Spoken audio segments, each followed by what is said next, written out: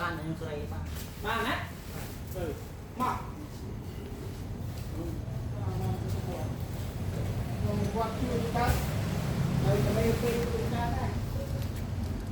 đấy giờ chọp thì cái vai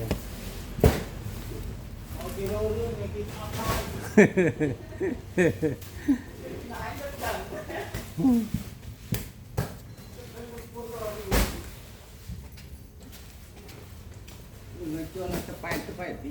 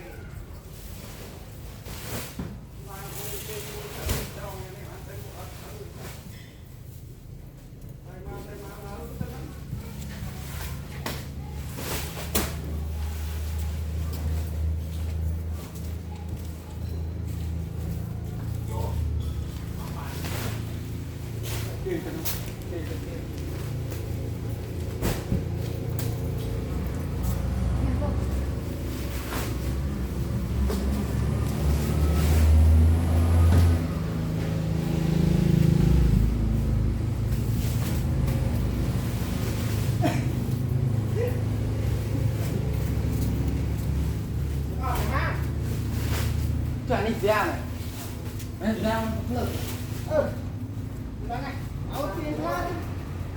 áo ra bắt đầu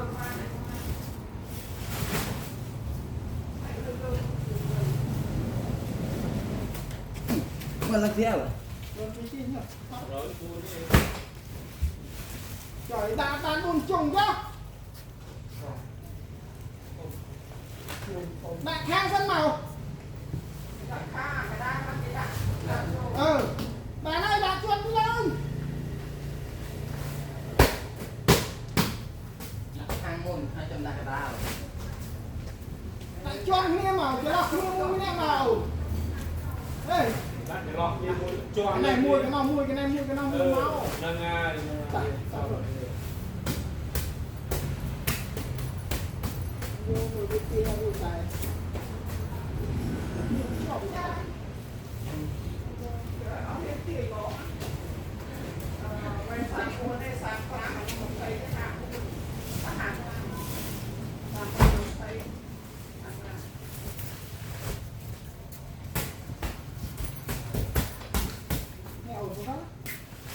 cái đã có mình thấy cái ông già thao luôn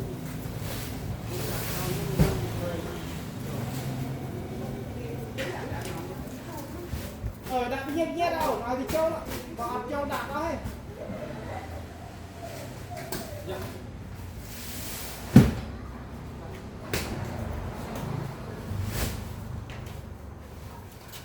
lực khá là hồi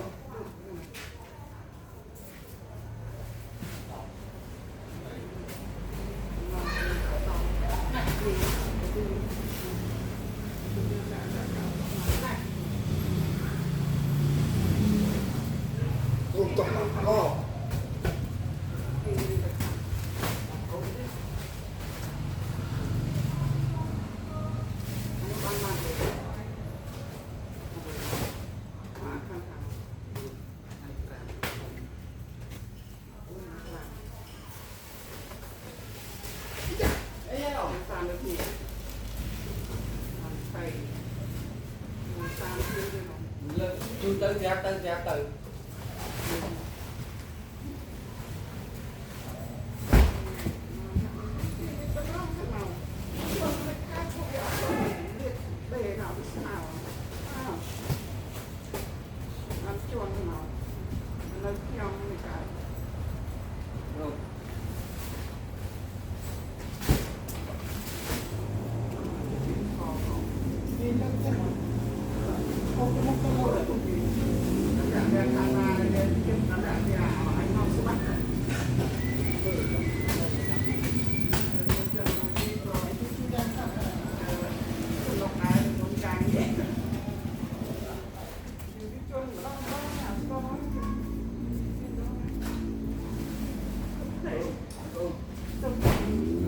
ông lon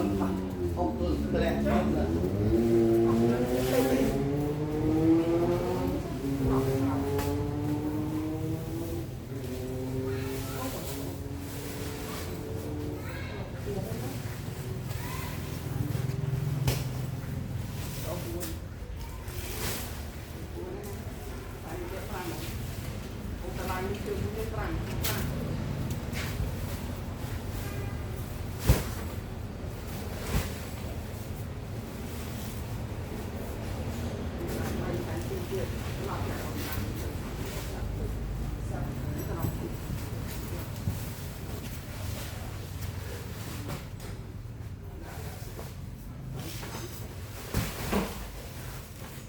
bài toàn bao là phê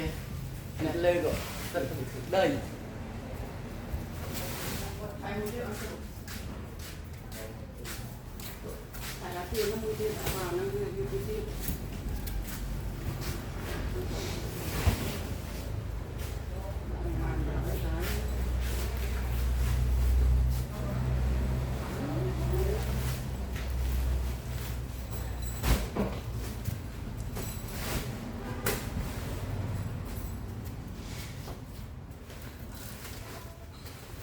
ồ tập nông sân nào đặng phân phơ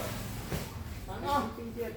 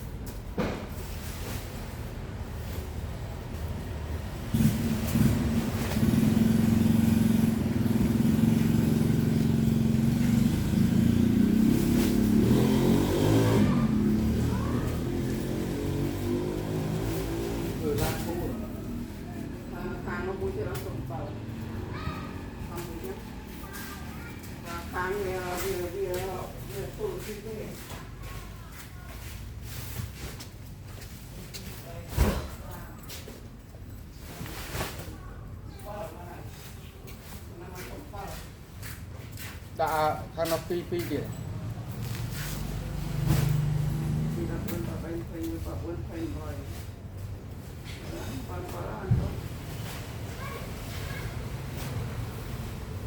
còn bấy lâu nào có mùi nó đặt tập mùi nó ba này ta đó mà có mùi ná bữa hai phát mày nè nó cùng không bờ nó mình trời tơ mình sẽ mà bê đâu chùa đang ăn nó chẳng sờ mà bê này ăn cả đá này giờ mà đang giờ mấy cái này nó tới rồi kia bị chết lên có con đó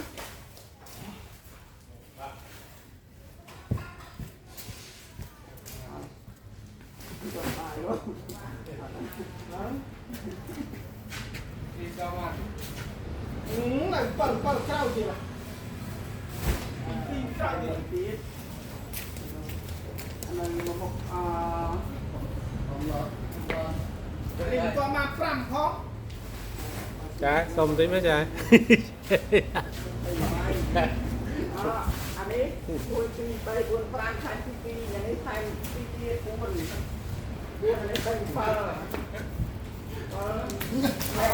tay lên chân phần buôn đó thành bay đá không bay đó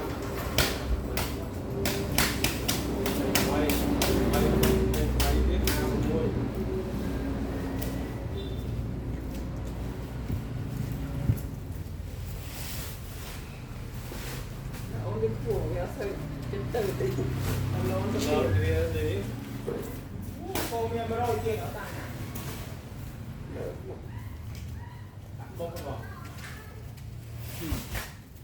một tế anh nó họ tay mua cái rồi chết đó Bỏ tay nhẹ nhé. Ngó mẹ.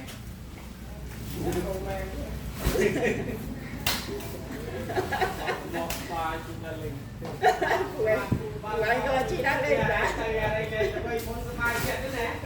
Ông anh tơ mơ. nôn tiêm bài anh cọp nôn cọp bài nôn bài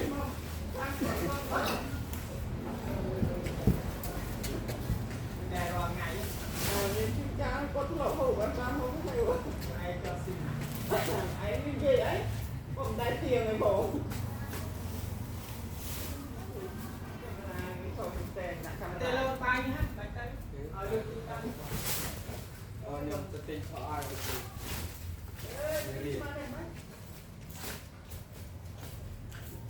cái này rồi làm cái là làm sai đấy Nghe nó chết đi. Vâng đây vì cuốn của mua một tay đấy vì cuốn của mua đủ các bạn mua à อันนี้ปรางเลย vì cuốn của mua phở vì cuốn của mua phở các bạn tay đấy các bạn เอ๊ะอันนี้ปรางปรางนะ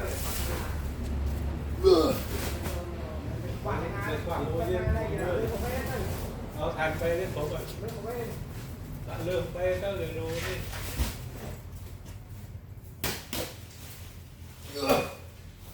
rồi rồi bán quá rồi anh đừng có bị Trai. đây là đây kia là làm bao là hai ổn hay tập bao cho bao cho mấy trăm mau mấy trăm ốc